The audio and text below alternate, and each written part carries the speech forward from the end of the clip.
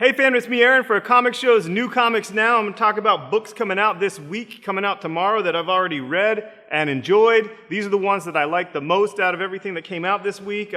Thanks everyone who came to my Jason Aaron signing last Saturday. It was awesome. Jason Aaron is the man. Learned so much from him about just stuff coming out and crazy little inside stuff and how he wanted to name his son Grant Morrison Aaron, but his wife wouldn't let him. I mean, just really cool stuff like that. This week, tomorrow, Wednesday, we're going to have Rob Venditti here for a Green Lantern signing. And Green Lantern 21 is out. And before I get into what I thought about Green Lantern 21, Green Lantern 20, seriously, that was like, yes, it was a great ending to the 9-year epic of Jeff Johns' run. I didn't hear any naysaying in real life. You know, I didn't really see any online, but here in the store, everyone seemed to love it. It was the end. It wrapped up everything, but yes, it wrapped up everything. Yes, it was called the end. Yes, it was the end of like this amazing run that actually took like The Oath, Brightest Day, and Blackest Night and made stories out of that. So what does Venditti do? Well, Johns took a lot of stuff off the board. Sinestro, the Guardians, you know, it's not a spoiler of what happens to them. Let's just say they're not in play. They're not on the board. And so things are decimated. Things are kind of in ruins. They need to rebuild the infrastructure. And instead of having like 3,600 times 2 Green Lanterns, because there's a deputy for every sector, it's pretty much decimated. You know, it's not 198 like the mutants, but there's very few old guard lanterns. There's a lot of rookies, and it starts in the middle of things, like all good sci-fi does. It starts in medias res, and it's just soon. And it has some raw recruit rookies, Hal leading them, and fighting this dude Relic that we know nothing of, and good humor, good action, great scenes, and the power battery is dead. And their rings are running out of charge. They're all about 20% charge, and the power battery is literally dead. And this is not a spoiler. This is on page like 3. So, you know, this is what you'll see if you click on a preview of it online. And then he goes on to have some great interaction with Carol and Hal, and they even throw in the thing like, well, you know, I was really excited to see you back from the dead, but I'm really not excited to get back in bed with you. So, you know, that was kind of cool. And the Kyle Hal stuff, it jumps back to like right after issue 20. And the Kyle Hal stuff was just so brilliant, you know, that they want to put Hal in charge, these new Guardians, the Templar Guardians, and Carl's like, well, what about, you know, how you were Parallax and kind of ruined everything? And basically, Hal's story is a story of redemption. That's his story. And if the entire Corps, the entire OA, the entire just the image and just what the Guardians and their knights, the Green Lantern Corps has done needs redeeming. And who better to do that than Hal freaking Jordan? You know, you guys know I'm not Hal's biggest fan. I'm Guy Gardner's biggest fan. But who better to take them from there than Hal Jordan? And we still got Kilowog as like his trusty number 2. Larfleeze makes a move. And just a really great first issue. Really, like, I'm there. You know, I like to see this torn down remnants of this sprawling space police force. After Johns is done, he just kind of knocked over the whole Jenga tower, and now it's time to let Venditti rock and roll. And if you've read his Exo Man of War, if you read his Surrogates, you know that he could do action, he can do great dialogue and characterization, and I'm just really excited to have him on. So give this one issue a chance if you like Green Lantern at all. I know we love Jeff Johns, but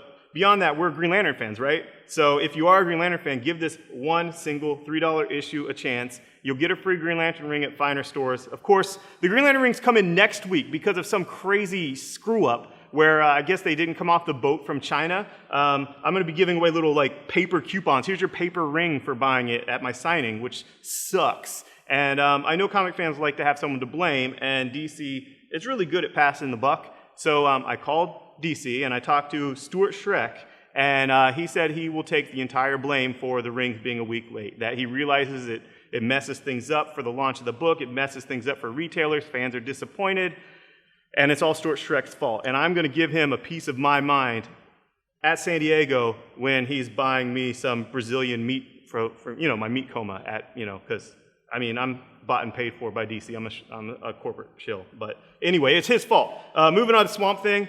Wow, Charles Soule, love this guy. This is another great issue, 3rd issue in his run, and just so dense. Reminds me of like Alan Moore stuff. And it harkens back to like 800 years ago with like the pagans in France being burned at the stake and whatnot.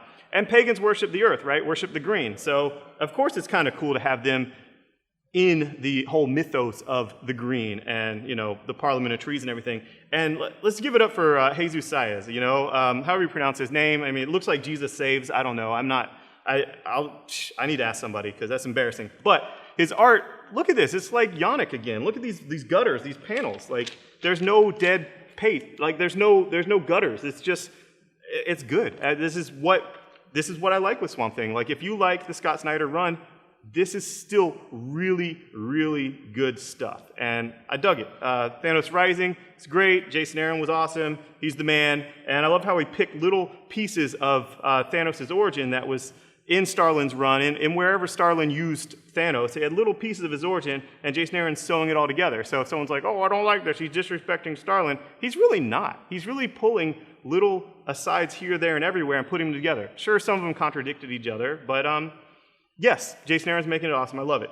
All New X-Men is great just to see the little brother be the big brother. That's just, the perfect thing for time travel is to bring back the big brother little, and then the little brother's the big brother. So if you ever wanted to read, how Havoc would relate to always being in his brother's shadow, but now he overshadows his brother, boom, that's the issue for you. Superior Spider-Man hits the fan. All those villains that he's brutalized are now armoring up and coming after him. So get ready for Superior Spider Month. And Age of Ultron, I have this nifty variant cover because Diamond's to blame. They shorted me all 100 copies of my Age of Ultron, but I called and complained, so I'm getting them next day aired to me, so I'll have them tomorrow for all my guys, but, it's just really frustrating, so I'm not even going to talk about it. All right, Kick-Ass 3, I don't really have to say anything about it. If you like Kick-Ass, you like it, but if you get all these covers, it makes this quote that says, evil prevails when good men do nothing, and it says, justice forever. I love the dog cover. And, if you like Kick-Ass, you'll like it, you'll want it, it's great. But I thought, and this is just me, I guess, being an American, I thought that evil prevails when good men do nothing was like some kind of Roosevelt quote or some type of quote from our guys, when we finally went into World War II, but it's actually like this old British statesman's quote. And it's not even Churchill. This goes way back to like Edmund Burke. And, I thought British just had good comic book writers, but apparently they have statesmen that have quotes that are just kind of everlasting. That's a brilliant quote, Awesome. Moving on. East of West, we got the third print of 1. Last week we got the second print of 2, and now we have the first print of 3 out. And this book is phenomenal. It is ridiculous. It's money back guarantee. I'll offer money back guarantee on the second, third, fourth, fifth prints. I don't care. All the way up until the collection comes out, and then I'll offer a money back guarantee on the collection because this book is brilliant and just how it's just this alternate past. It's the present, but it's maybe even it's the future. But there's an alternate history sped up now, and America's divided into all these different factions, and it's just insane. There's this message, this message of the end of the world that's put together from communism and Christianity and just crazy stuff, and we're actually going to get the message, the good news. It's the good news. The world is ending. That's issue 5. Can't wait for issue 5, but it won't mean anything to you unless you read issue 1, 2, 3, and probably 4, and it's Hickman. I freaking love East of West. It's the best new launch of the year, easily. 10 grand was pretty good. I love Temple Smith, JMS. I know a lot of people have not liked, have maybe some bad taste in their mouth from different company books that he was very late on, or you might not have liked his take on Wonder Woman or Superman, or, obviously his Spider-Man, he was, whatever, Peter, Mary Jane. I guess you can put that mainly on Quesada or all on Quesada, but this is good. This is a return to his form of, Joe's Comics. It's a return of form to Midnight Nation that I freaking loved. And it's kind of like an American Constantine, basically. It's just a dude that uses magic, except he's motivated by love, where Constantine's motivated by greed, con artistry, trying to deny that he actually has a good heart. I don't know, penance. Constantine's motivated by penance and guilt and shame. But anyway, this is great, and like Constantine, all the people around him are the ones who die, and, that's cool. Not really, not in real life. It actually sucks in real life. Harbinger, you guys know I love Harbinger. Volume 2 comes out. This is where it finally, gets into that metaphor of the renegades being like the disciples and Peter being like Jesus, and they're going to just upset the power structure and go into Heradas and just knock over all the tables in the temple. And this freaking brilliant. So if you liked Volume 1, Volume 2 is even better. It's cumulative, it builds, and it's all building toward Harbinger War, which I'm enjoying currently in the single issues. But this book is freaking great, and it's out this week.